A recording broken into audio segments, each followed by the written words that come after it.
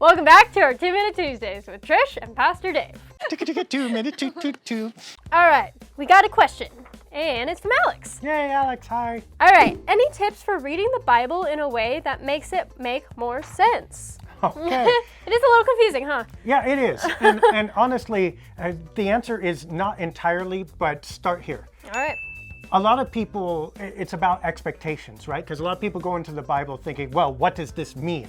Okay, well, that's like 3 orders away from the original text and depends a lot on you and what you're looking for. And it's really hard. Even I, as a pastor, well versed in these things, will have a hard time telling you what it means to a given person in a given situation. Why not accept at the beginning you're not always going to get that out of every passage? Sure. Instead, perhaps asking, what's the story here?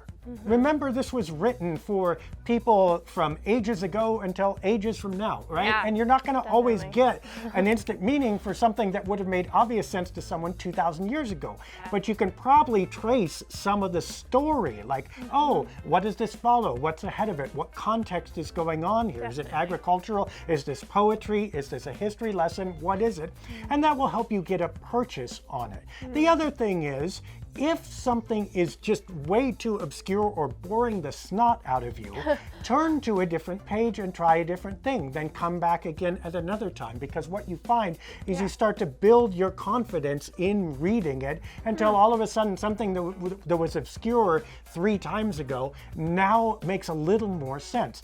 And if worse comes to worse, maybe ask somebody. But don't ask somebody who's going to say, you fool, here's the answer. That doesn't exist. Instead, someone who will kind of work through the context with you or give you ideas and listen to yours. Because often what happens with me is it doesn't spark right in the text, but I talk to someone and what they say sparks, and then I get a spark back, and all of a sudden that text that looked barren is just popping up with all kinds of wonderful stuff. Yeah, I like that. That makes more sense. Just like if you don't really understand this one section, maybe come back to it, and then maybe it'll make more sense. Exactly. Yeah, and the expectation thing too. Like, Yes, I mean, definitely. look, if I sit there and talk to you and it's like, what does Trish mean? What does my, when I have 100 Yeah. expectations for a conversation, It's just gonna go nowhere. exactly, Yeah. it's objectifying, right? Like Yeah. you're an actual person. Yeah. Okay, but if I'm going to listen to Trish's story today. Yeah. Now all of a sudden we're having a real conversation. Yeah, and it gets opens your easier. mind, opens your brain of like what you want to like understand and learn, and I think so. Put I you think into it's cool. connection with something beyond you. Exactly, yeah. All right, well, if you have your own questions, send it at lightofthespirit.church or